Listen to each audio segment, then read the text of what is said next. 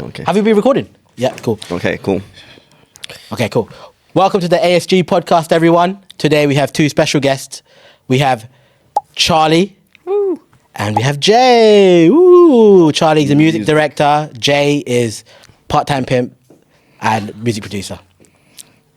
He just That's getting assigned me in a you. lot of trouble. And we have Ricky and me hosting today as well. Yes, How was your as day? per usual. How was it? You were late today? Almost had an emergency. Yeah. Had You to ran- run to the toilet. Yeah, he had to run to the toilet. Yeah, but we avoided that disaster, so it's okay. Cool. How about you? My journey was hectic. Palestinian riots? No, Palestinian march. Whoa!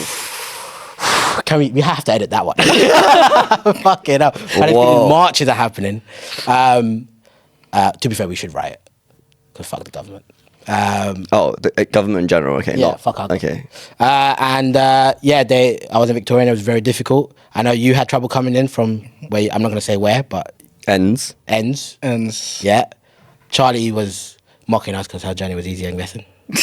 There. Sorry, guys. There. We're learning. Sorry, guys. It was, there was a lot of police though. There was police horses, which I feel conflicted about because horses are kind of cool. But then, yeah, the whole situation's not great. How long is the whole day at the march? I don't know. I'm not sure. I don't know, actually. Probably, maybe at least evening. We are coming. We were meant to release an episode last week, but our YouTube channel did get deleted briefly. Oh, Do you want to go for it? Do you want to take this moment just to go vent it out and then we carry on? fucking YouTube, okay. Here we go. This is very dramatic.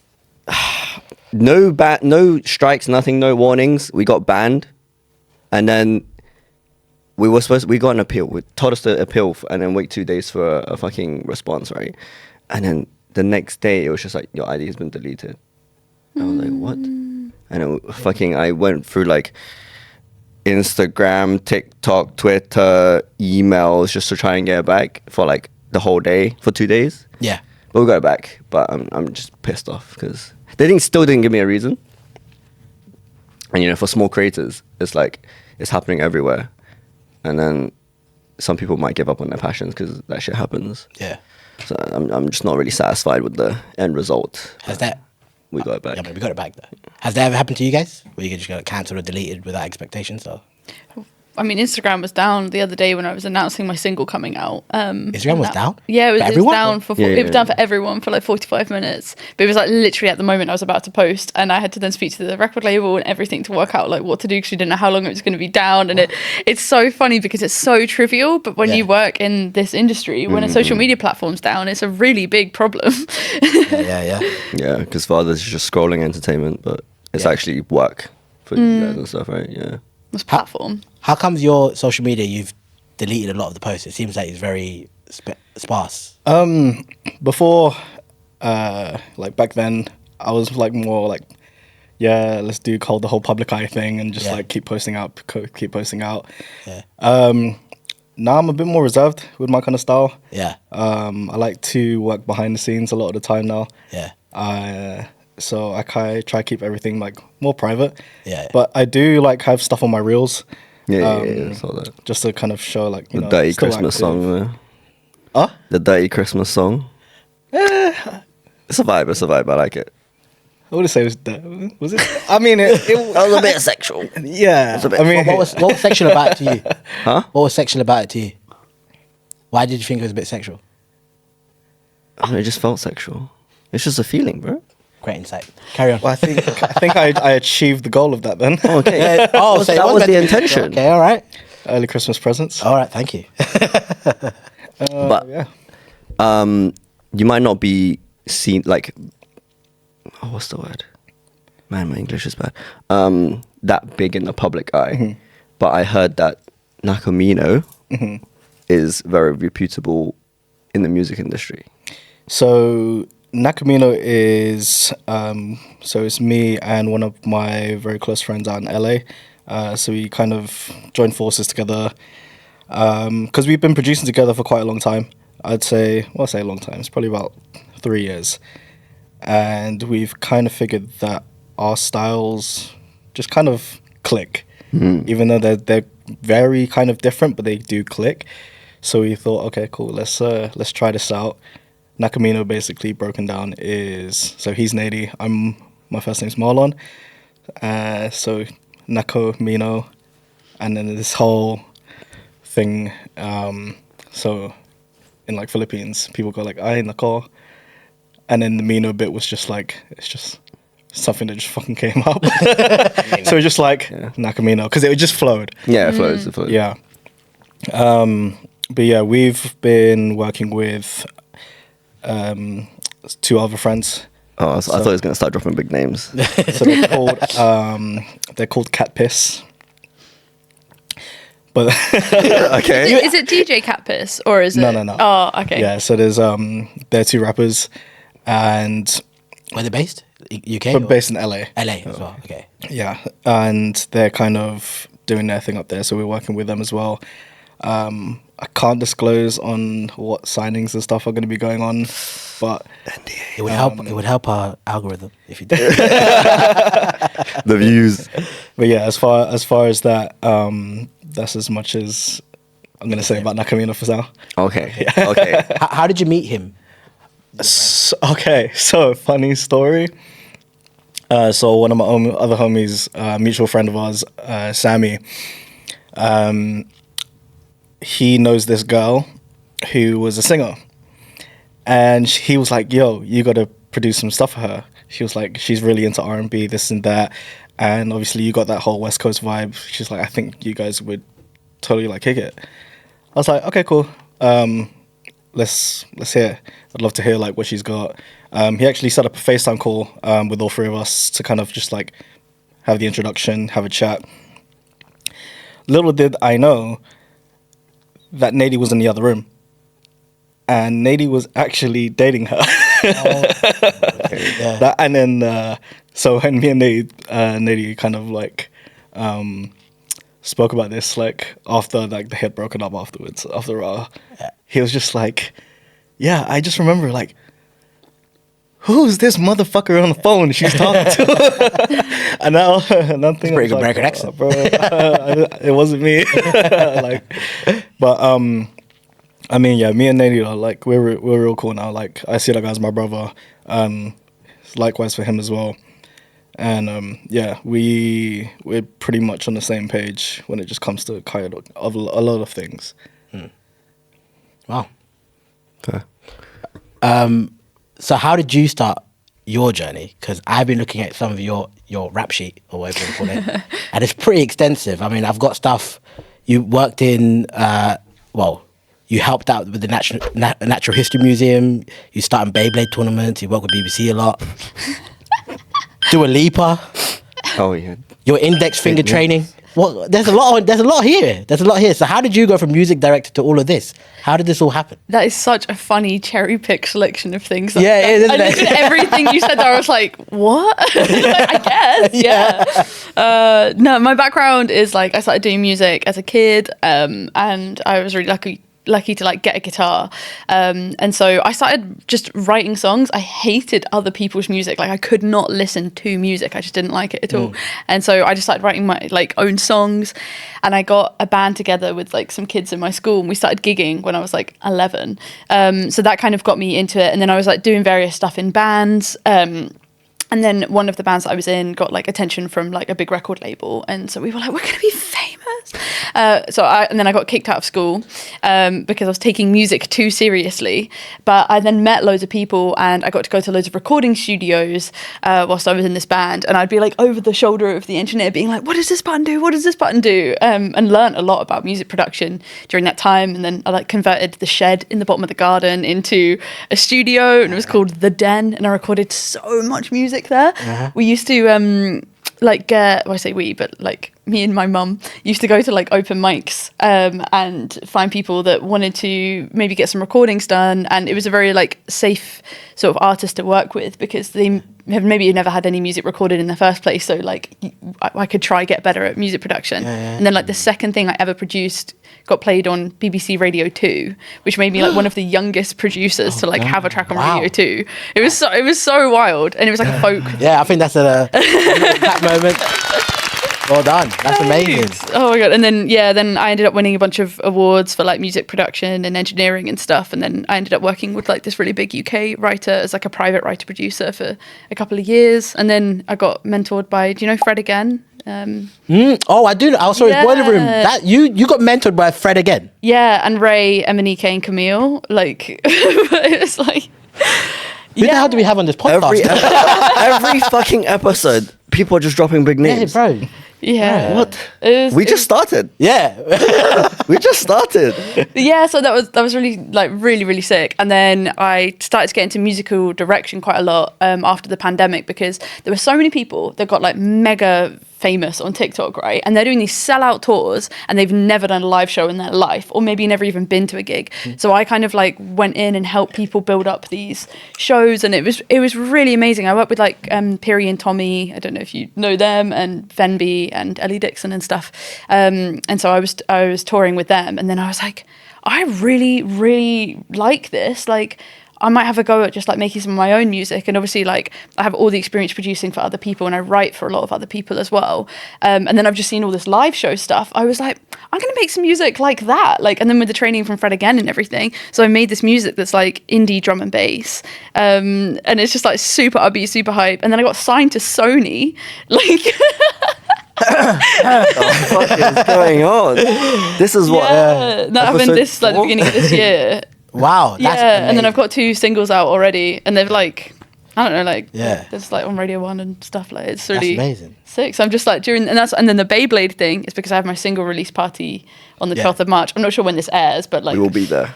Yeah. But yeah, and then that's This would air after the baby. cool. Yeah, this So will be basically for the single release, I had this Beyblade tournament.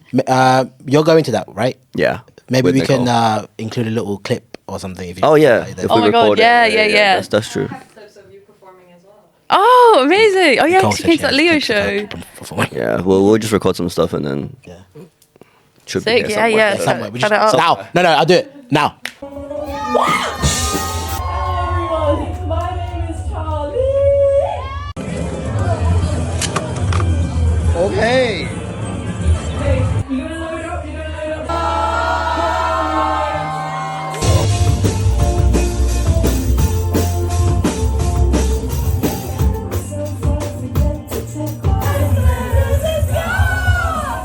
And we're back. You should do it after I said that. V has to handle this. We got to edit it now. We're not dealing with this shit. Oh my God. Oh, that's amazing. Yeah, How- anyway, so that's so you've. What's the difference between like a producer and director? I'm useless, so I don't know anything. But maybe you guys can explain it. Well, I am a music producer. That's like my first. All right, yeah. Yeah, cool. like, and then all of the other things sort of span off from that. But like, what would they say? Say What's the someone extra says, task? yeah, for a director and a producer. Like, if I was like, I want to be a director, what does that entail? I want to be a producer, what does that entail? Is what I'm trying to work out. Because I've never really been on the director kind of side, but correct me if I'm wrong. They're very, very, very similar in a way as with music production. It's still technically like you're taking control over certain parts. Yeah. With music director, it's more of a manual process if you think about it. No, I say manual, like I feel like there's a lot more to it in terms of the people involved.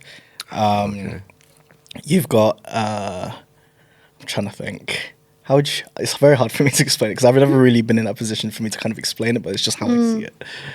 Yeah, I'd say the similarities are basically like you're in charge of making a lot of decisions, or at least getting everyone's opinion on what should happen and then trying to make it happen. Like, it's kind of what the producer's job is. You're really like, as a producer or a director, is like the person with like the artistic idea comes to you and it is your job to make that thing happen.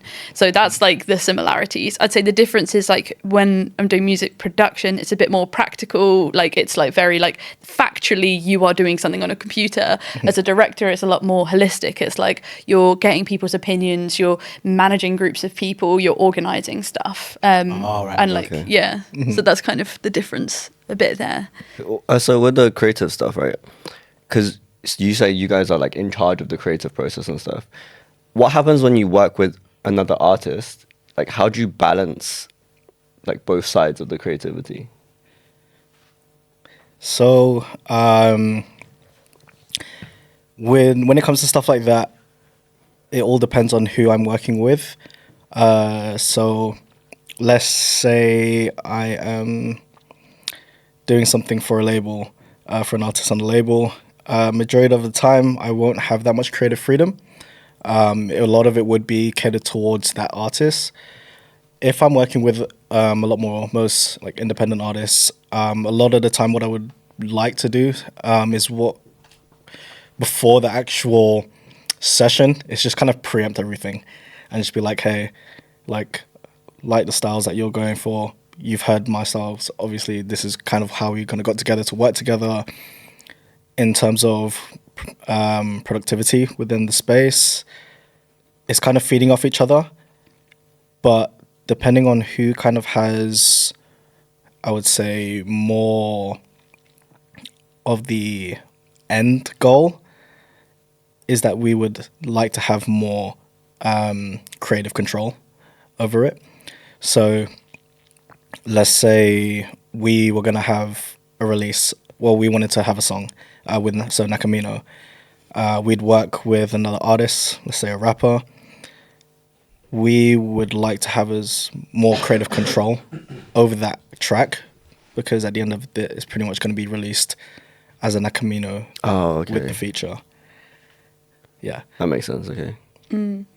Is that the same for you? Yeah, it depends on the project. So if I'm being brought in as like Charlieeeee as the producer and someone's like, we want your style, we want you to remix this, like we've come to you for your thing, then I have like complete creative control. But in the past when I was working with artists just as a producer, because just producing other people's music has just been like my thing for most of my life and I love it, but that's where like people come in with their ideas, and literally at that point how I feel is I'm literally just a tool to help them. Like it's not really about me, like especially because the genre I used to work in a lot was like acoustic and indie and stuff like that. So it's like although you're bringing your energy into the space, they've got quite a lot of they know what they're doing in the first place sonically, and you're just sort of facilitating that.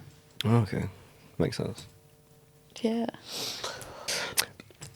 The Shrek is. That's exactly what I was about to ask. That's so weird. Yeah, what is, like, we saw it in the video. Yeah. It's in every video. Their Yeah. alien is. Ah, For brand reasons. Not Shrek. for brand reasons. The alien. Charlie the alien. Okay. No, basically, I used to have an obsession. Well, I used to. It's pretty strong still. An obsession with Shrek, but it's like, you know, when a joke just goes like too far. So me and my like best friend Katie Ray, who's also a producer, we used to always do joint birthday parties, and the biggest earworm that was ever in our heads was always All Star by Smash Mouth. And that's like the ultimate Shrek song, right? Yeah. And so we ended up like getting this association that people thought we really liked Shrek because okay, I'm going to stop grouping her into this. I used to just sing Shrek, like that song all the time. Anyway, we then had like Shrek themed birthday parties, and then I started getting like loads of Shrek gifts and stuff like that, until there was this point where I ran a Beyblade tournament for my birthday a couple of like last year or something, and then the winner was given a Shrek crown, like Shrek is as a crown. And then I forgot to actually give it to them, so I kept them, and then I wore it as a headband once just to keep my hair out of my eyes, and then people were like, that looks really funny, you should like do that. And then it's like actually become my personality. And then when I launched the artist project, I needed to get like different ones. So these particular ones are actually like custom made by my stylist, and then they're not Shrek. Okay. Not Shrek. They are alien ears, and then ears. that then lent into the whole thing of like my artist project, which is Charlie the Alien, which is like I've landed down on Earth and I just don't understand what is going on. So that's what it is about. Is that related to your music videos? Yeah. Because they're a bit. I'm not 100% sure what's going on. Yeah, there's like blow up dolls here and there. Yeah. Yeah. Did you get the blow up doll back when you gave it out to the? No, You just- I had to get another. I had to buy another Meredith. Oh no, it's got a name, Meredith. Yeah, There you yeah, go. she's got a name. Yeah. Replaceable. Yeah. If you like Part 2, like Meredith, version literally 3. Meredith yeah. But in the music videos it has like a theme. So I've got 2 out now, which I've got Easy and Bumped in the Head, and they both like link on from each other. So the first one is like I'm landing on Earth and I see all of these couples and I like don't really get it, and it's kind of meant to be a bit of a commentary on like heteronormative society. So in the sense that you always see these couples and you're like, I just don't feel like I fit in.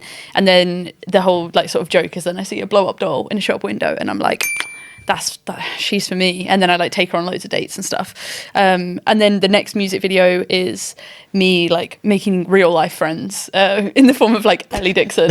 But then I don't want to give away too much of the music video, but there's a tragedy later in the video involving Meredith. So yeah, you'll have to watch that to follow the plot. We watched both of them. There's another one coming out. No, it's it's in the second one during the breakdance scene. It doesn't matter. Oh, well, clearly our research is shit. Well, we need to No, do it's more because I got to in-depth. make it more clear. Obviously, we've got to sort out the narrative more. Nah, it's not your fault. We're kind of oblivious to stuff. I'm not gonna lie to you. I just find it like really crazy, especially because like you've come with like the whole outer space thing, and it's with the same with Nakomino. So our sounds very like outer space, and I'm not sure if you guys have watched Star collaboration. Wars, but so the original name was Camino, which is a planet in Star Wars. But because of copyright, we then changed it to Not Camino, and then someone had already taken Not Camino, so it became Nakomino. Oh my god, That's that's so creative. good. So yeah, That's like so good. me and him are like the outer space aliens. Oh, that's so good. I think that's it. Like, yeah, that's so All right, funny. you guys can talk. It's fine. You do it. Go on. You also DJ, right? Mm-hmm. How long you been doing that? Probably around, I'd say 8 years, 5 to 8 years. Yeah. I never realized how hard it was to DJ, and then I saw my cousin try to do it, and it was horrible. Yeah. And then I went, oh my god, this is really hard actually. So, like, how did he start? How does one exactly? Yeah. Are you right? Are you okay? Am I that bad at my job? Am I that bad at my job that you have to die on me right now? I'm literally choking on a bit of. I'm sorry, a bit of coconut. Bubble. But coconut. See, at least I had the courtesy to cough once or twice away from the mic. I literally was like, I need to not cough. Like my life depends on it. And I was like, it got so much worse. You need a minute? Oh, wait, one more word. Yeah, here we go. Just give them a chance. There you go. Okay, cool. I'm not gonna make it about me anymore. Carry on. Hey, don't worry about it. It's meant to be that. Here's about you guys. It is Here's about you guys. It's fine. They can see you nearly die. This is going to be viral. How do you start doing DJ work? There you go. I'm going to just force past this and just carry on, you know what I mean? Oh, as in doing the DJ work? Yeah. Well, okay. So what made you want to be a DJ? Did you do that before the producing? And like, how did you start and like how the growth of it and stuff like When I was younger, my uncles used to have, they still have a DJing company called Signature Sounds. that? Oh, wow. Okay. And when I was younger growing up, we always used to have like typical Asian parties, got karaoke, stuff like that. Typical Asian party. Typical Filipino party. Oh, yeah. But instead, our one was DJing and poker. And DJ poker. That's Gambling what's up. and singing along to stuff. I mean, there was karaoke. Oh, okay, that was inside. okay, Outside, yeah. we'd set like the tent up. We'd put the decks out and stuff like that. Very. And pretty much it was just like a bunch of everyone was just all DJs. Yeah. And that's kind of where I took my inspiration from to start with. Then I was like, okay, I'm kind of getting bored of like learning all these other instruments. So I was like, let's try DJ. I'm sure I can pick this out. It's like, can't be that hard, right? What I mean, instruments do you know? What instruments did you know by the time when you did pick up DJ? I didn't know anything. I just knew about the 2 wheels. Yeah. And there was a bunch of buttons. And You just went, I could do this, no problem. well, I was just like, a YouTube tutorial can help, right? Damn. And We're that generation, people. so I remember the first bit of advice that I got when I was younger growing up to start DJing is if you can count to 4 in time. I was like, I remember that. I'm like, 1, 2, 3, 4, 1, 2, 3, 4. I was like, surely I can pick this. So I was It's just so like, let's easy. just buy one. Let's just do I it. can count to 4. Yeah.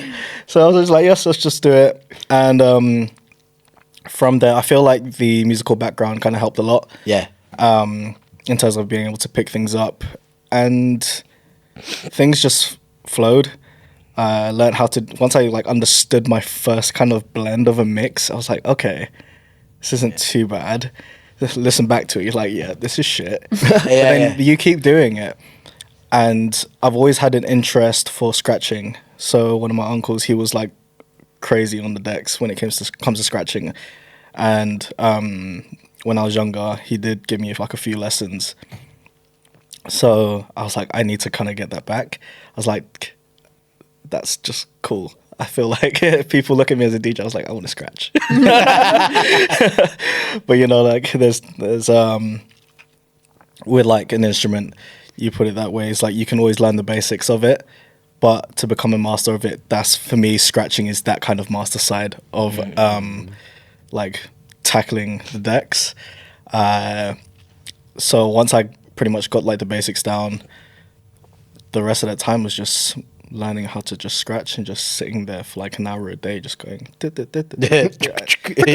it's like doing scales and stuff like that gets so boring. Yeah. But you realize you're like, whoa, this is like helping quite a lot. The muscle memory alone. It's a lot of muscle memory. Do you work like? Do you actually do DJ work as in clubs and stuff, or do you just? Like, Yeah. events? I not as much now. I've kind of taken a step back from that just to take a break because my brain can't handle doing like a 9 to 5 and then you're like up till like 4, 5 a.m. just raving it out with everyone else. And then the next thing you know, you're back at work the next day. You're just like, I don't know what life I'm meant to be living. But yeah, I've been doing a lot more event work. I don't really do like open club nights. It's more for events. So been working, used to do some stuff at what's that club? One in Camden. His old club. See, I've forgotten it now. That's bad. Men's.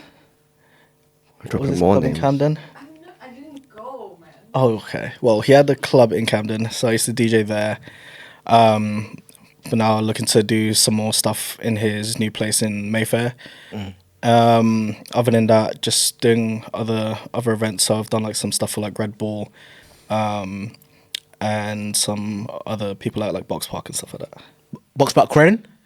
No. Both Box Park. No one's going. Box Park Croydon, yes. Shoreditch. Shoreditch And and Croydon. Soho House and Shoreditch. stuff like that. Yeah, and Croydon. You don't go to Croydon. No one goes to Croydon. I got asked to do one in January, and that's the only time I've gone. That's right. Croydon is a part of London. Shut up, right? Yeah. Don't look at me like you're from Enfield. It's even worse. Excuse. It's even worse. No, there's no way. I heard you need a passport to go to Enfield. That's what I heard. Just because it's in a different country doesn't mean it's worse. That's what you think. Anyway. Sorry, don't worry. This is an image. It's just as a Yeah. This is hate crime. Hate crime indeed. And Yeah. Alright, that's it for today. I was watching an interesting interview where you were talking about quantity versus quality when you're working with musicians. Mm-hmm. And it was at the time you released that song with Mark Cohen, which Yeah. came out. yeah. And I thought it was quite interesting, and I wanted to hear your take on it, basically. Yeah. If that's all right. I think it depends on the genre. As I said earlier, like some genres it's a bit easier to churn out quite a lot of stuff quite quick because your job is more as an engineer and like facilitating a pre-existing idea. But I feel like when you are getting into more a qualitative space, I feel like that's when you're doing something that's a bit more experimental. And although you can create things really quickly that are experimental, I think sometimes it's really focusing on what you actually want to do with it. I personally have gone through like a big journey on how much production I want to do, because when I first started out, I was like every day, like doing sessions, going to open mics every weekend or like in the week to like try find people, really built up like a lot of my catalogue and skill, and because I just loved it so much. And then I just said yes to absolutely everything, which is why like I know how to do podcast audio, and I used to also be the producer for Balcony TV. And then there's also, you mentioned about the Natural History Museum, had this really wild thing where basically I used to engineer live engineer their thing, but also when it was the pandemic and everything was completely locked down, like we had this wild opportunity where me and this other engineer got to go into the Natural History Museum and record the reverb of the place because it was completely empty. So we set up like all of these microphones and all of these speakers and did it. And it's like a really weird thought to think that like, so if you, I won't I won't say that application because or the plugin or whatever, but like if you go onto that plugin, you'll see the Natural History Museum and the Apollo and Palladium, sorry. And it's weird to think that like my body is like in the sound profile of that reverb because I was like in the room. Yeah. And also they were training police dogs as well for some reason on the same day. And a dog just pissed inside the music. I don't know why. Like, Sorry. we were like, okay. But yeah, no, I think the quality thing I think is incredibly important. I think I've fallen victim to labels pushing for deadlines, management pushing for stuff. Like you got to get everything out, and that there's a couple of tracks that I'm like, I wish I had said no rather than like putting this out and it not being good enough. And I think that's where I'm at now, where I say no to so much more stuff because, you know, I'm like privileged enough for this to be my full-time job, and so I can. But like back in the day, you had to say yes to everything, and I think it's just a journey everyone goes through, right? You say yes to everything at the start, and then you think that's actually not a good idea, and then you refine what you actually like. So that's kind of We feel privileged you said yes to us. Thank you. We are very privileged. What's the question? Okay. Y'all go through vocal training? Did y'all go for Did you vocal go? training? Our set designer has asked. That's what you are now. She's PR, brother. You're PR? You're PR? She's PR. Do we get paid for this? Huh? Eventually. Eventually. No, I'm joking. she put me forward for this. I don't know. That's fair, actually, yeah. Did you guys go through vocal training or anything? Yeah. Kind of, not really. After I got kicked out of school, I like joined a college for like 2 months, and then we did some singing lessons. But I didn't really like get vocal training. I'm not a very good singer. I sing on my tracks, but I'm not very good. But yeah, I need to get vocal. I'm gonna start getting vocal training because I've now been booked for a bunch of tours and big festivals and stuff. So I'm like, ugh. What festivals are we talking about? Like, turn your mic up. Yeah, okay, I'll do that. Yeah, that show was quite. Yeah. Okay, so there's a story there. Showed volume higher. What's that about? Well, I think it's just when you play some smaller venues, there's a limit of like how loud they can make the PA over the like band, basically. And I think I just wasn't quite singing loud enough, or my vocals just weren't quite cutting through. Is I think what you're referring to, or you just which is a big thing with small venues. Yeah. How about you? What's your vocal training? So, growing up, I did musical theatre, and then in college, that's when I started doing more like one-to-one sessions. So we used to go to the Brit School. So they used, The Brit School. You know the corner shop near the Brit School? yeah. That's my corner shop, bruh. Swear. Swear down. No way. That's my dad, baby. You met my dad. I was gonna. Yeah, say this is not racist. I am brown. Shut up. But yeah, like I used to get like hardcore vocal lessons there. Yeah, because vocals was like my main instrument when I went there. So trying to like kind of score that up was kind of something I wanted to do. How comes you don't? Do you sing nowadays, or do you just left that life behind you? I do for fun. Yeah. Unless if it's for demo work as well, I'll do it for demo work. Yeah. About releasing your own. I've thought about it for a very long time. Like I've got stuff where I've like done it and I'm just like, nah, I'm not gonna upload it. Oh, okay. Yeah, it comes later. I've like done like a few more tracks. I'm like, nah, I'll just give it to someone else. Yeah. But I feel like this year, I've just had like a kind of fuck it moment and just be like, yeah, why not? We are looking forward to it. Yeah, do it. Oh, fair enough. Wow, Brit School. So I mean, that's pretty much Croydon, though. Brit School. Yeah. Yeah. So it's not in London. Why is it always about I'm just Croydon? saying. He but kept saying, you know, no one Croydon. wants to know about Croydon. Look, I'm doing Croydon PR right now. I'm just letting you know. Yeah. Everyone hates on Croydon. I'm just. We, Are they paying you? They're not paying me. They're not even paying their own workers. We're bankrupt. We're fully bankrupt. It's crazy. festivals. Yeah, You which festivals are you mentioned. What festivals are you I actually playing? can't say. Oh, Sorry, I actually can't say. Okay. Is it? Can you say if they're big ones that we would know? Yes. Okay. Can we get tags that make us go backstage? I want to be a clout chaser. Oh my gosh. No, the answer is no. She's looking at us. No. You want to no, come? we in. want to. I There's a long list of people, you know, that want to come. No. We're not allowed. We're not important enough yet. You'll see us in the crowd going, yeah. You'll see us with our own I'll aliens. be like, how did they get it? Get them out. Yeah. Get them out. Security. Oh my god. Any big projects for this year that you can talk about? Obviously, apart from the festivals and the NDA stuff. R&B tunes coming through. I mean, I'm just gonna guess R&B. I don't know. In terms of big projects, I can't talk about that. I can't talk about it. You guys are killing us. We're trying to get clips here, baby. Come on. Where's the content? Where's the content? Say something controversial, please. Nothing. There is a release that I'm working with Yoi. So it's basically just like a very Janae Aiko, very zen kind of track. But that's hopefully set to release around June, July periods. Okay. And you have nothing you can talk about? Or? Well, no. No, I mean, like this project is like a whole concept project, and there's like a trilogy of videos coming out, and it creates like a story, and each piece of music and each piece of stuff that comes out is all linked to a previous thing to create this concept of Charlie's world. And I'm really interested in the integration between the physical world and digital world and VR and gaming. So I have some really exciting stuff. Again, I don't know when this is coming out, but I don't think it's going to come out in time.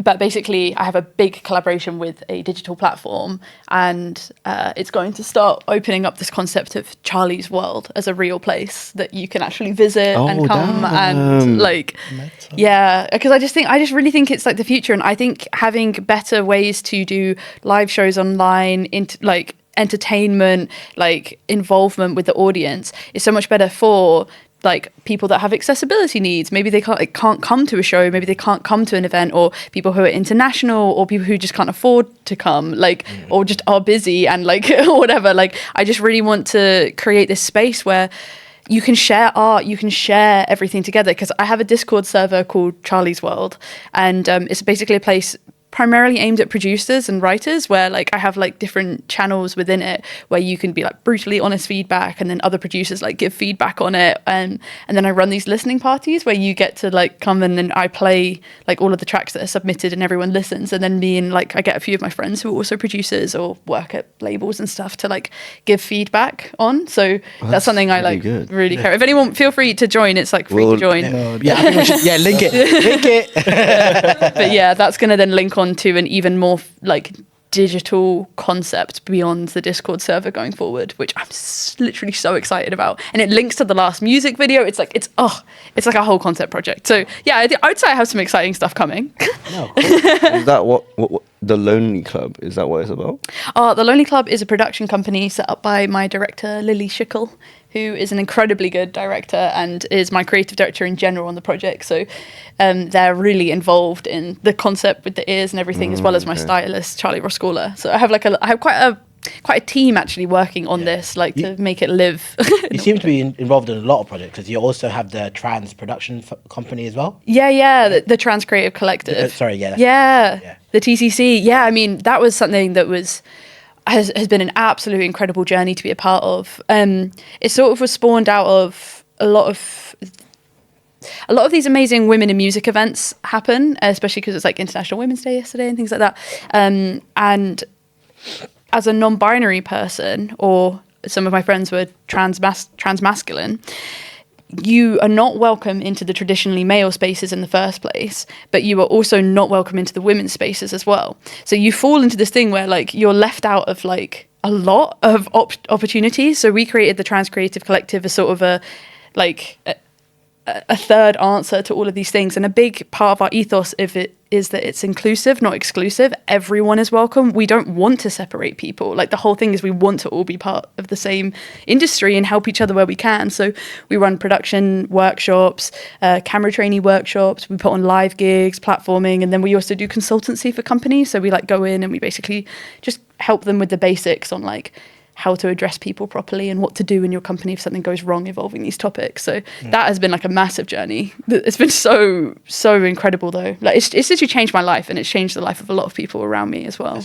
Because I think Nicole told me about this, that you wanted to perform at Pride, but there's not a stage for non-binaries. Yeah. Right? It's just male or female. Yeah, well, there's not really like a middle ground if you're not a famous artist and if you're not a woman, because basically you have like the main stage, which is like for main acts, and then you have the women's stage.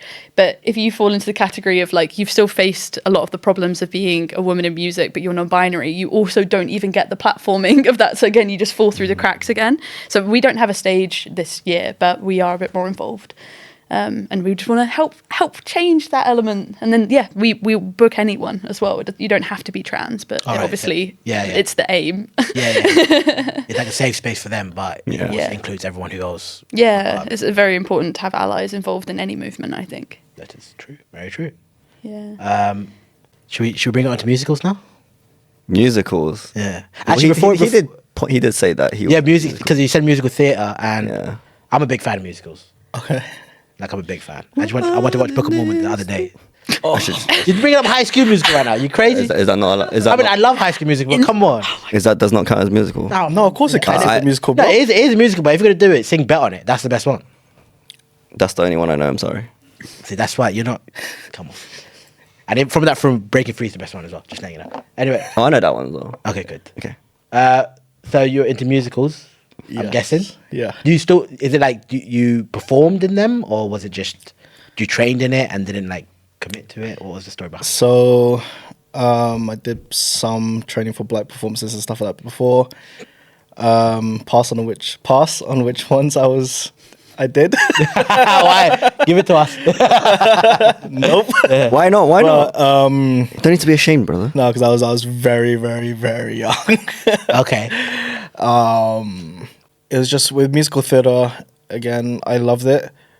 I think it was more of a hobby / passion thing, and I kind of like figured like after like doing a couple of performances, I did like West End Live and stuff like that, and I'm just like, You did the West End. You did the West End. West End Live. Oh, West End Live. Sorry, Yeah. I heard West End and I went crazy there. Sorry. What's the difference? The West End is like the place to be, bro. If you do musical. Yeah. Oh, How did you not? I'm very Broadway's uncultured. New York, West End's. I'm very uncultured when it comes to. Have you not been to a musical yet? I don't. No, never. You've never been to a musical. Maybe as a kid, but with like primary school. Charlie, have you been to a musical? What's your favorite? Oh, On the spot, you can think about it. Yeah, no, I don't know. You don't know? Don't ask me. Okay, don't worry. Yeah. Okay, well, you haven't. Sorry, there's more. I'm having a go at him, man. You haven't been to a musical. What's wrong with you? I think I have, but as a kid. Yeah, I think I have. In like primary school, but I'm not like it doesn't interest me. Fair enough. Does it? Why are you hating? I'm not hating. You're the one hating. You should be paying attention. Go on. For some reason, it was like because you mentioned primary school, I was thinking, okay, maybe it was a pantomime. Yeah, literally. Yeah. You're right. Oh, well, maybe I haven't then. yeah. Also, you did West End Live. Sorry, yeah, I dropped there. Yeah, so that was like right in the middle of Trafalgar Square. Oh wow. And Okay, wow. I was like, after seeing like, I can't remember how many, I think it was like over 200,000 people over the course. Yeah. And I was like, yeah, I can't do this. I was literally like pure anxiety. Is it anxiety that killing So, you? I think like for me, this is kind of why I went more to the music side because it was like quite directional for me. And when it came to like dancing and acting, it's like I still love it. I just rather watch it now. Do you think that if you can get over that stage fright, all right, or the anxiety, or whatever you want to call it, sorry, but do you think you would want to perform again? Is it just that blocking you from doing it? No, of course. I mean, I feel like because I've never been quite strong in those areas in like opposing like some compared to music. Like if I were to sing in front of 100,000 people, I wouldn't mind. But if I were to like dance and act in front of 100,000 people, I'd be like, yeah, I'd forget all my moves. Yeah. Well, I think it's a really important differentiation when you're working on a preset project versus your own thing. I feel like when it's your own thing, you just have so much more freedom. Like you don't mind if you mess up or whatever, and you probably won't. Like because it's like you are where it ends at with like who you get in trouble with. Where like because I've had it where I work on like other people's projects and stuff, and the anxiety is literally crippling. It's part of the reason I stopped touring was because like the pressure of messing up someone else's thing was so hard. Yeah. So I don't know if that's like maybe where it lands for you as well. Yeah, no, I totally understand where you're coming from.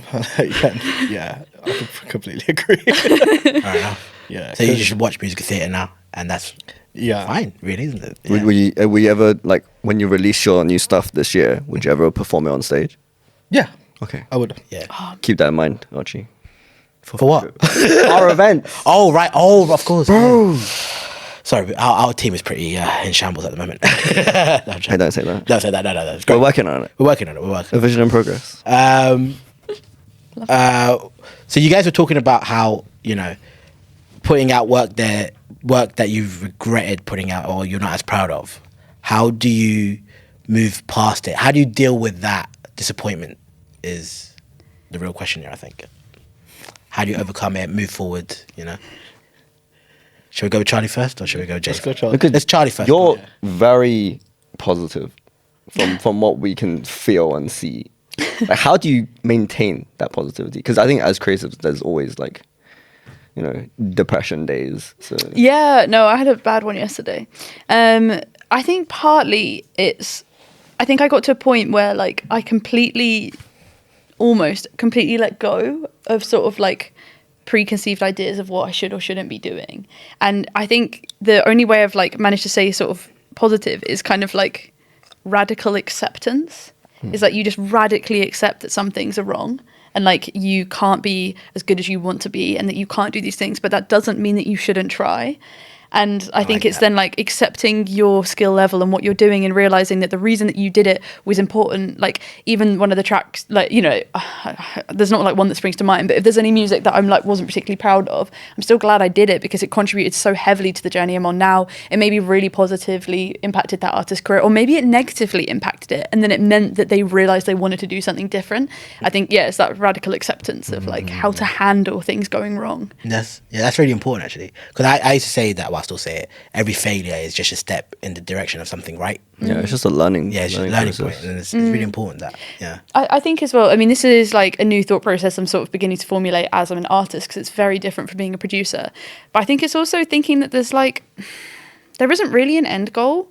There isn't really anything. I think we all feel very driven to achieve something and there's this innate feeling within us that we want to go do something. But at the same time, it's like, just existing is enough. Like just doing it is enough. And it's sick that we get to do things like this and do the podcast and make music, and we do strive for it because I think the people that want to achieve big things will, because you literally can't stop it. You find yourself doing the emails first thing in the morning. You find yourself ringing people up and like, I've got this new idea, like or whatever. That will always stay. And I think it's just like the forgiveness of yourself that you might have done something wrong or whatever, and not letting that stop you from trying. Yeah. Yeah. That's really Damn, good. that is heartfelt. How about you, Jay? You got anything for that as well? No, I completely agree. Succinct. Everything was done for a purpose. Everything that you've done is just, you know, an improvement Yeah. to look back on. I mean, the worst it's going to get is if you just watch back and just cringe. Yeah. That's the worst it's going to get. The worst it's going to get if you let your fear stop you from doing it at all. Yeah. Exactly. We're getting deep. Yeah. Damn, I really should do stand up. Fucking hell. You should. No, literally, I'd be scared shitless doing that. Yeah. But, He said, "Fuck it. It's the fuck it year. Just do it." Yeah, fuck fuck it. Do it. I did say I agreed to a tattoo last week. Oh yeah. Yeah, I did agree to a tattoo. I have We need to nothing. get that done. And she said, "Do you want to have a yes on you?" I was like, "Yeah, go on then." Because he said this is the year that he's going to say yes to everything. Everything. Or almost everything. Almost everything. Yeah, I'm not going to be Legal like stuff only. I'm not going to go up to a guy and be like, "Hey, do you want to rob a bank?" I'm not going to say yes to that. You know, Yeah. within reason. Yeah. All right. Legal. Yeah, legal reasons. Yes. What about like creative block? How'd you go with that? Just cry. Yeah, with creative block, I feel like sometimes you just got to take a break. when you kind of work too hard, sometimes like you feel creative, you're like boom, boom, boom, and then there's like when I'm working for like other projects, like bigger projects, and like these labels are just hammering you for like constant ideas, send 50 beats and 100 beats. That creative block is just gonna come like this. So like for me, just press the reset button. Take 2 weeks to yourself and just don't do anything music related, and then go on a holiday, just get some new inspiration. Because I feel like that's what it is. Like especially like when I'm doing work for labels, a lot of it is forced. A lot of it's forced. Nothing kind of comes naturally anymore. It's like even when it comes to writing, when we're all like writing songs and stuff like that, everything is just put yourself in the shoes of this person, what they would say. Yeah. Yeah, I guess you can't really force inspiration. Yeah. I mean, you can.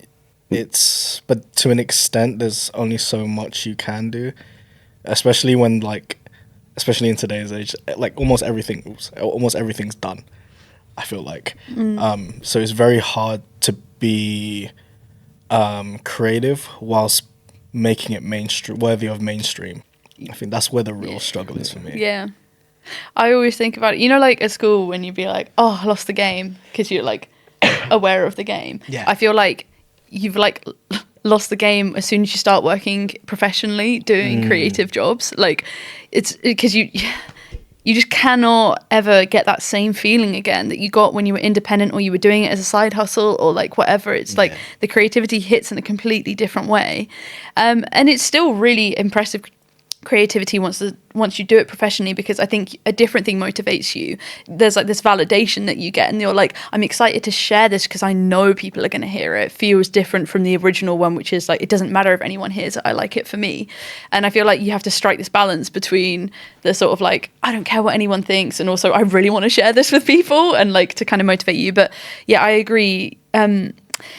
You can force yourself through, but I think it depends on the type of project. So like if it is on like an industry project or like I'm doing, I don't know, some music for an advert or something, I might be feeling completely creatively stuck on it, but you can kind of push through on that, and because there's enough of an instruction of what they want from you that you can do it. But when you're doing stuff like for a more original project, I think that's when you just have to take the break, go do something. Like I literally went to Berlin the other weekend just to take a break from it all, and then I came back and wrote 3 songs straight away, and all week I had been trying to just write like anything and I couldn't. So it was like literally I was like on the train to the airport, like putting voice memos in my phone, like trying to write the guitar parts, like so like Hey, yo, clip that out. that's your new podcast theme tune. Yeah, we can put up for this episode. Yo, shall we? That's the beginning. The jingle. Yeah, To be fair, when we do our trailers, we always put a song in the background. We just put that in the background. Over and over again. Over and over again. For like a whole minute. I'll beatbox it up. Boom, boom. I like it. It's a creative episode. It's great. Yeah, you work a 9 to 5, right? So what you work in sales? Yeah. Because most people are going to be doing side hustles and main jobs to do this as well. How does that affect your creative process? Does it like impede it, or have you worked at the balance of you need to make your money, but you get to do this as well, which is like your actual passion and stuff like that? Yeah. So before I couldn't balance it because there was just so much going on. But I've kind of found a way to balance everything now. So as long as I have my 1 to 2 hours dedicated every evening, because I'm working in such short spurts, but because I'm efficient enough to like get a lot of work done within that hour, and then know that, you know, I'm not going to stay on this for another like 5-6 hours till early morning and not feel burnt out the next day when I come back to it. And I still have that kind of creative, fresh mind, still going for it.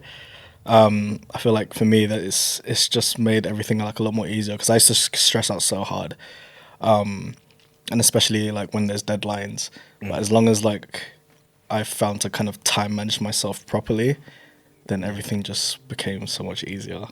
And like I started to find out that I had more free time than I actually thought, because I was getting all the hard tasks done first. And then I'm just like, oh, I've got all this time now. I was like, might as well just sleep earlier. Yeah.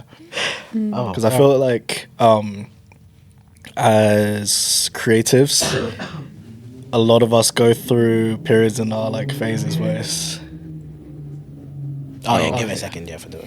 Sorry. Pause for bikes. Thank you. That sounds more like a cat. That's a cat, yeah. Oh,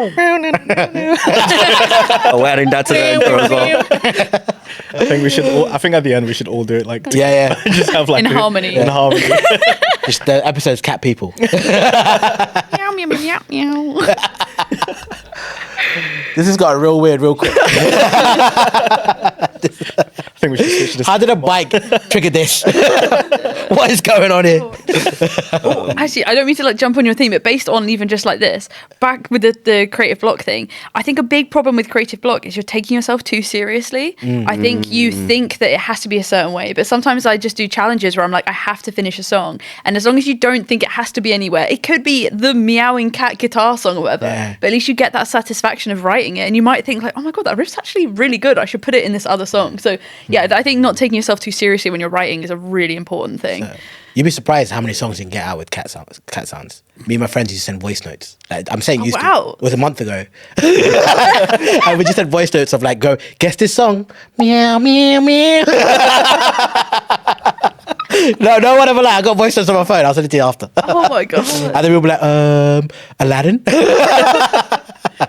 But I love it when it's like that though, because like I get weird with shit as well. Like, I ain't gonna lie, I recorded my fart, and I basically like loaded it into this plugin, and I created like an 808 sub from it. I'm like, yeah, this is fucking sick. No, I hope to hear one day that behind like a Bugsy Malone song or like a grime artist, like the hardest song where they're all trying to be hard and shit. Yeah. It's like, yeah, it's a fart noise in the background. Oh my Because like I've Friends like sampled me humming because he said I sound like a violin. see. Look at this girl. She said that she sounds like a violin. Okay. Oh, we get it. You can sing, all right? Yeah, we get it. Just 'cause we can't. You should never do karaoke with her. She makes us sound so bad. We were there like, we were singing... I don't even. Jason. Yeah, they. Nah, you should hear the recording I've got of her that I did. She doesn't want to release it. Oh, really? It's so good. Can we use that as a It's on song? your phone. It is on my phone. Let's play it on the microphone. Just the last bit with all the harmony. You know, okay, I think We'll it's, get out at the end. We'll get get out. out. it doesn't do justice on the phone speaker. But Well, you when can send hear us the it on- song. Listen to it. How about you send it to us and we could like the clip of it and we put it at the very end when we sign it out. Okay, yeah, we can do Just that. sign it out on that. And it could be the podcast sign out song. There you go, Nicole. You're not only head of PR anymore. I love how none of us asked her for permission. We just assumed. I know, literally, you guys are just like assumed. leaking the music. Nah. Tank, no contract. Shut up. We can't exploit them if we sign it. I'm just gonna leave my hard drive on the table. Yeah, you leave the hard drive. Oh, sorry, I released your whole album. Oh my God. How did you end up working with Dua Lipa? How did that connection happen? I didn't necessarily directly work with Dua Lipa per se. I just know the musical direction company. Oh, right, WFB, okay. and then through some series of events. I'm assuming you're referring to the TikTok video. Yes, the TikTok video. Yeah, where I was like behind the sound desk. Yeah, that was yeah. literally just because I was friends with the people, and I thought I'd literally it worked because I thought I'd clickbait everyone. You clickbaited me. You clickbaited I'm like, me so yeah, hard. I'm asking you about it. I'm just a sound engineer. Yeah. But I'm not. Yeah. That's what we need to do. We should just go stand next to a famous person. Oh, I'm the sound engineer for this person. Hey, I'm interviewing Matt Damon. Matt Damon's like, who the fuck are you? Oh. Oh, Sorry, we're getting some disturbance in the background. Yeah. A new original song. yeah, the original song. It's just a new crash symbol. Yeah. We'll have to make a song sampling all of the sounds from this. Yeah. Yeah. We would Yo, love that. We would that would love be that. sick. We would love that. You guys should so do it. If you Yo. want, I can record some farts as well and send it to you. Mine a bit wet though. I don't know. That's cool. I don't mind that. Oh, got depth. what are you doing tonight? Oh my God. I feel like just from the coughs alone, we have like a. Yeah, large exactly. Yeah, breadth. sorry about that. I was ill last week. I'm No, still it's me recovering. choking as well. Oh yeah, shit, yeah. You nearly died as well. Yeah, forgot that. Oh my day. Damn, what a creative episode. What a creative episode. This is good. It's good. Oh right, I think in one of your shorts you were talking about producers not knowing, understanding saturation enough, and then that made me think, what as producers, as a person who does it, and for both of you guys, I guess, who've been doing it for a while, I thought it'd be a good opportunity for you guys to like give advice for up and coming starting people of stuff they have to look out for, how to approach it efficiently. Tips and tricks, I guess you can say. Yeah. Tricks. Yeah. Do you want to lead? Tips and tricks. I'm not really one to give advice on this stuff, but it's one of those ones where it's like there's no right or wrong when it comes to production. Obviously, I've done the stuff by the book, and you can get certain things done a certain way. But when it comes down to actually being creative, like I've done things where it's just like I wasn't meant to do that, and it's in theory wrong, but it sounded right. So I left it in there. Do whatever you think sounds good for what you're trying to achieve. And if you're not trying to, if it doesn't sound right, just stop messing with it. Because like there's been stuff where, you can say the same thing, right? You have a sound that you're trying to create. You have a certain way of getting to that sound.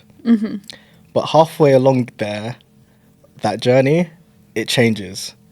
And it completely flips the script on what you're doing. Save it. Do it again. Do it how you originally were meant to do it. But I'd normally forget that line and just continue from where it flipped the script. Because then that's where it gets interesting for me. Because it's like, whoa, I might be able to take this in a different direction than it was meant to. Because then it turns out better than what I was expecting it to be. Damn. That sounds like embrace the process, let it happen. Yeah, because you're that way. That's when you're really testing and following your own creativity, rather than following something with the original plan that you had in mind. I feel like that's where you start being more out of the box. I like that. Yeah. I like that. I would say also on like a literal thing as well, like developing on from that, is I feel like songs that are written like there's an avalanche, where you haven't just copy and pasted the whole structure out beforehand. You get up to each section and you think, what do I actually feel like should be here next? Like, so traditionally you'd go chorus and then like post-chorus verse or something, but maybe you're like, maybe it wants to have a completely different section here, or maybe it doesn't want to have a verse. Maybe it wants to do another chorus. And like, I think it's like you get, especially when you do it a lot, you get so strict in like the structure that you do. And it's like, just don't print the whole structure out yet. Like, listen to the song and then add the structure after that point. As like a producer of like literal plugin advice, I would say, if you want like actual like hardcore, yeah. If you want a good guide demo vocal that's like in a pop world, get Devil Lock Deluxe by Sound Toys, put that on your vocal chain. Get Echo Boy Jr., put that on the default setting. Both of these go in the default setting on your chain. YouTube short the fuck out of this, carry on. And get M Auto Pitch, free plugin. And put that at the start of your chain. So the chain will go, EQ cut the low end off your vocal, put Devil Lock Deluxe, put Echo Boy Jr. on default setting. Oh fuck, I fucked it. All right, here again. I'm going to say it again. Okay. Restart. Sorry. Okay. Clip begins. Now. You want your pop vocal. You're going to cut the low end. You're going to put M Auto Pitch in, make sure it's in the right key. You're then going to put Devil Lock Deluxe by Sound Toys, and then you're going to put Echo Boy Jr. by Sound Toys. Okay. That is literally going to give you straight away just a really good guide vocal, because there is nothing more disheartening when you're writing a song and it just sounds terrible as you're doing it. Like, those sort of things just make it more fun to write with, because you can just sing like ad-libbed vocal tunes and it just sounds like it's like a pop song. Like, yeah. That's completely. I want to do it again because another motorbike went through. But during the. I mean, the last 15 seconds. I think it wasn't that loud. It should be all right. It should be all right. Right. It should be fine. yeah, we can EQ it out with our low cut. Hey! Education! Oh, wow. Okay, that didn't make any sense to me. Yeah, I was thinking. It was just words. Yeah, that was like when I went to school. I was like, I don't know what you're talking about. Yeah. It's like how my mind was processing it. It's just like, porn. Literally. I can hear it. Yeah. It's so like, it makes anything sound good. Like, even you could use a voice memo and do that chain on it, and it will just sound like a good vocal. Obviously, with limited. Can we try that with my voice? Because I can't sing. I want to try that. Yeah, like it will literally make you sound like a Sound like a what? Sound like a what? I was gonna say. What do I sound like now?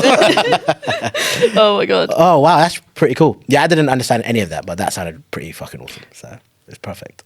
So I low key wanna experiment with like creating music and producing just for fun. Like, where would I start? What's the first thing I need to do? Like programs or like. What DAW do you use? I used to. Yeah. So I'm an Ableton user for I knew my it. production. 100%. Like, And then when it comes to recording like vocals, most of the time it's going to be Avid Pro Tools. yeah. That's interesting. So do you find that that's like a good process for you tracking between the two? So do you have quite a different process between when you're making the track to when you're tracking Yeah. the vocals? Then it's like it's fully two different moments. Yeah. Ah, that's so interesting. Do you find that affects the writing process as you're doing it? Like you can make changes easily, or Yeah, I feel like I'll only use Pro Tools when I'm in a certain session, when I know I'm just tracking. yeah, But when I know, like I've done a production on the track as well, I'll still record in Ableton, and then I'd mix everything down in Pro Tools, Yeah, just so makes it's just like it's more of a workflow thing on like how efficient I can be within the time Yeah. period that I'm given. Well, it makes a lot of sense, really. I guess also when you're getting to the point where you're actually like tracking the vocals on the like Ableton tracks you've done, like they have been approved, like they've been locked in. So it's like, you know, you're not changing stuff about it at that point. I just like the fact you can stack now. You can flip Honestly, top. like Ableton users, I can't. Like I'm Logic, and so I've like I love it when Ableton people are like, oh, we can do this now, and I'm like, what's something that Logic could do from day one? Yeah. No, everyone has their own perks. Like each software has its own perks. I just track into Logic and produce everything on Logic as Okay, well. nice. Which works pretty well. And that's what I was asking. That's so interesting about the songwriting vocal thing, because I find the writing and the tracking and the vocals is like something that happens at the same time. So it'd be quite difficult for just me personally to jump across two platforms to like do it. But yeah, no, that's really cool. I see what you mean. No. Yeah. Well, also because Ableton has a lot of good stock stuff that I think Logic doesn't have. Yes. Like you can, depending on the genre you're working on, like Ableton really pops off for like. Yeah, the stock plugins on Ableton are really, I find are really good because I used to use Logic before, but I feel like ever since I switched over to Ableton, my productivity when it came to production most of Yeah. the time was so much faster, and it was Yeah. I feel like I could do more. Yeah. Yeah, I mean you could probably do the same on Logic, but I feel I'm just lazy.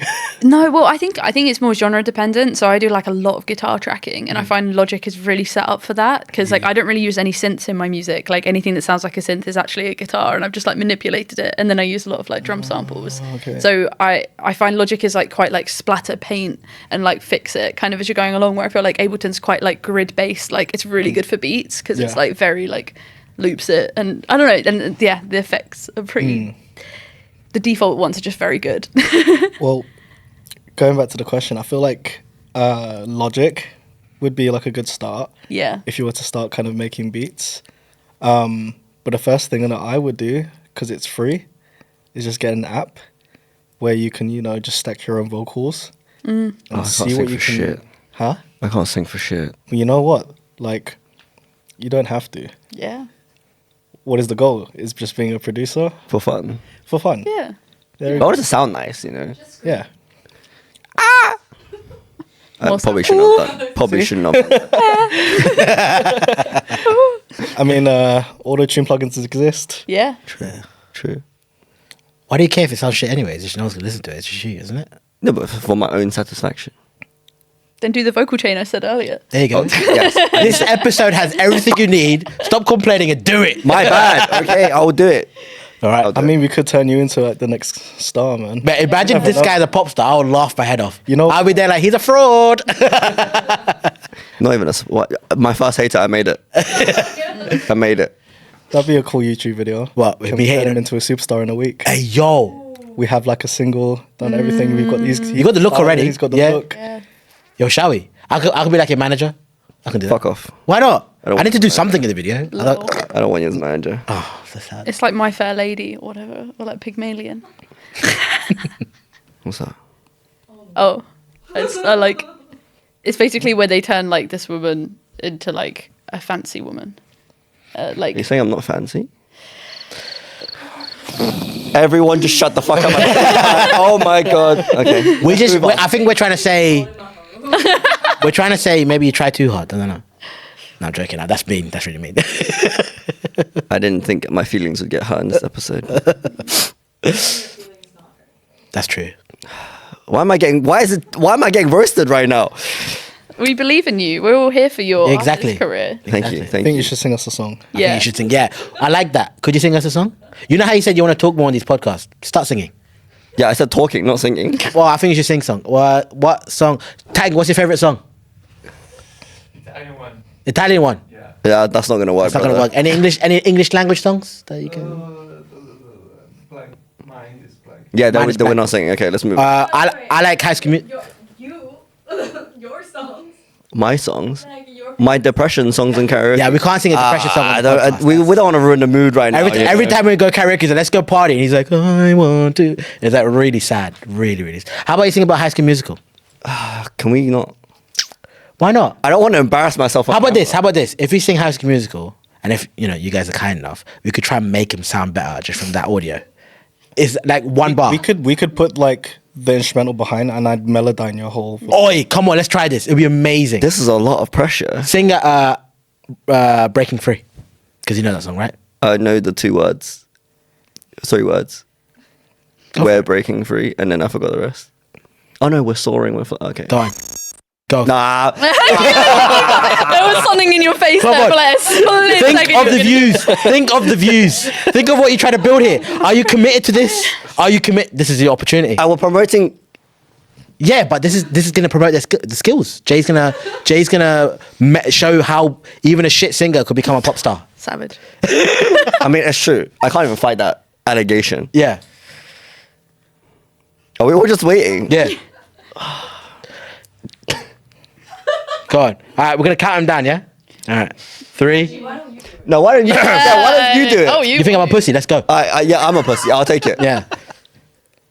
Oh shit! This is actually really. That- All right. mic. So where You we can go? start the mic Could someone and start do me? it, Could you know. someone start me? And then I just go.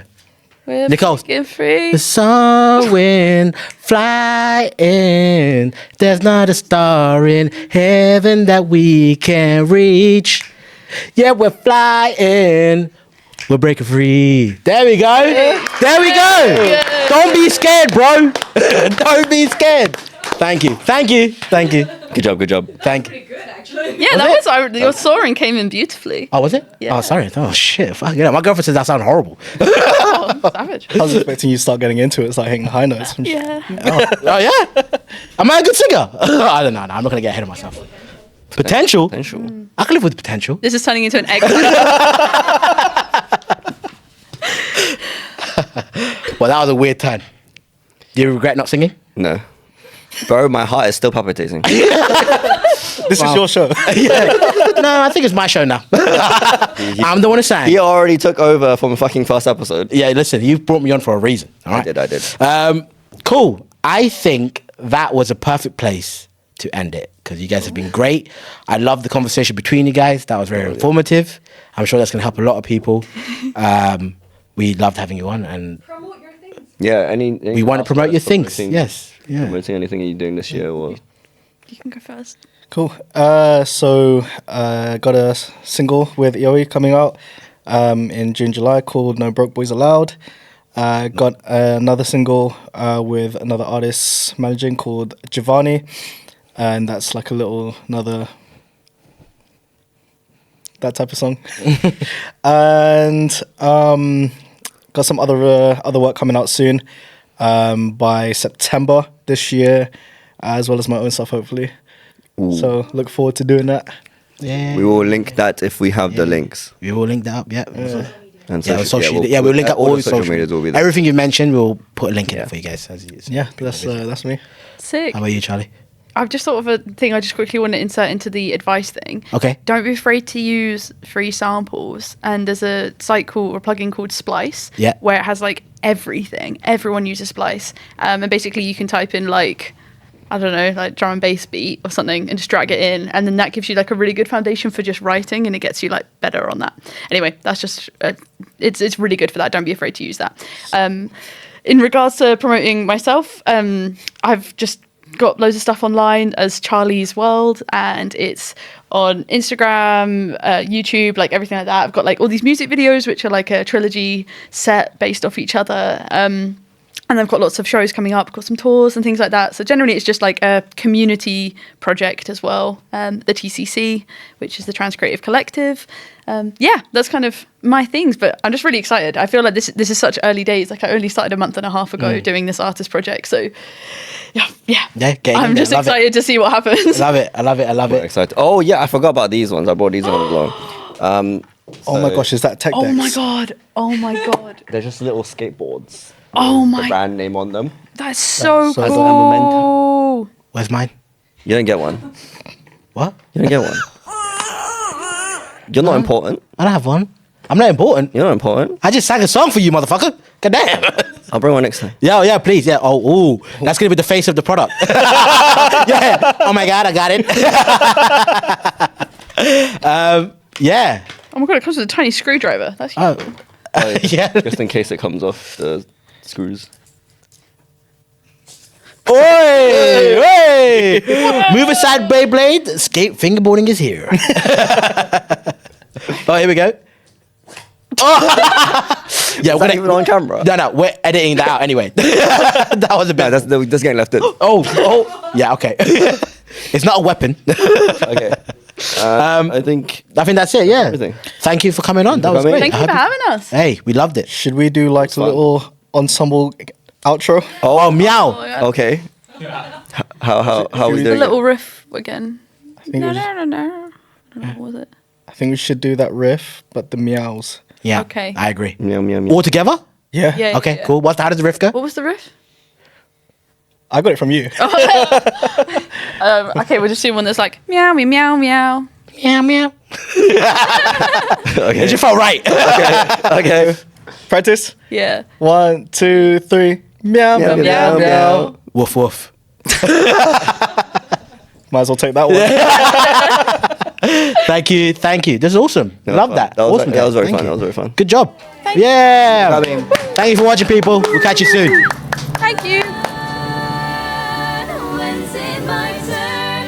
Wouldn't I love to explore that shore above?